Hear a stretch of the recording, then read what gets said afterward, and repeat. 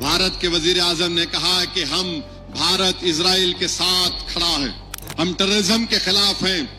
वजीर आजम जो 32 साल पहले, वो आपको याद नहीं आया? हर समय आप सरकार को, प्रधानमंत्री जी को गाली देते रहेंगे, वो ठीक है राजनीतिक दृष्टि से।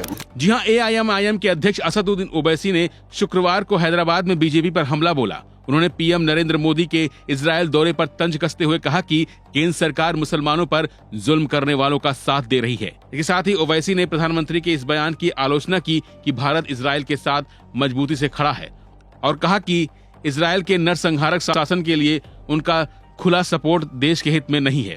तो बड़ा गलत होगा कि हमारे मुल्क के वजीर आजम इजराइल गए और इजराइल को जाकर इजराइल की पार्लियामेंट में तकरीर की। 25 फरवरी को 32 साल पहले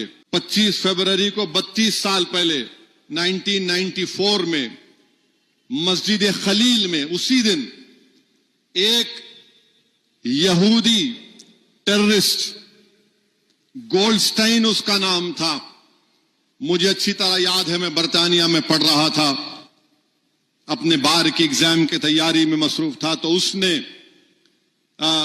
उसने मस्जिद खलील में घुसकर बंदूक से, बल्कि ऑटोमेटिक वेपन से 29 फलस्तीनियों को शहीद कर दिया, 125 को जख्मी किया। और भारत के हमारे वजीर आजम तकरीर कर रहे वहां की इजरायली पार्लियामेंट में, देश के वजीर आजम को यह याद नहीं आया गोल्डस्टाइन ने जो मस्जिद खलील में जो ये दहशतगर्दी की थी, टेररिज्म किया था। भारत के वजीर आजम ने कहा कि हम भारत इजराइल के साथ खड़ा है, हम टेररिज्म के खिलाफ हैं। वजीर आजम जो 32 साल पहले, वो आपको याद नहीं आया? अरे आप अपनी तकरीर में बोल देते हमास के बारे में, हमास गलत है। 70,000 से ज्यादा 73,000 कंफर्म मौतें हुई हैं, कंफर्म मुसद्दक़ा, यानी उनकी लाश मिली, मगर जो मिसिंग है वो 5 लाख से ज्यादा मिसिंग है। तो लोग बोल रहे कि कम से कम 6 लाख फलस्तीनियों की मौत हुई है।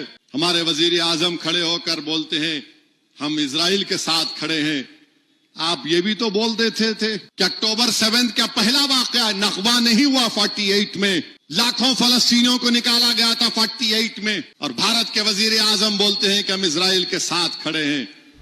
वहीं अब असदुद्दीन ओवैसी के बयान पर केंद्रीय मंत्री किरेन रिजिजू ने कहा कि यह राजनीति हो रही है, हमेशा सरकार की आलोचना नहीं करनी चाहिए, पीएम मोदी को गाली नहीं देना चाहिए।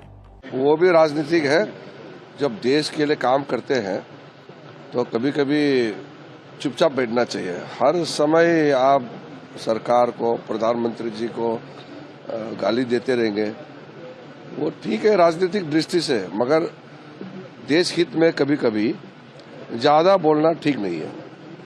सर एक और लास्ट, चंबा को क्या बेनिफिट होगा आपके दौरे से?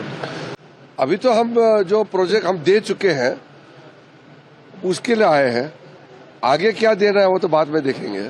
फिलहाल के लिए बस इतना ही, बाकी अपडेट बने रहिए वन इंडिया हिंदी के साथ। Subscribe to One India and never miss an update. Download the One India app now.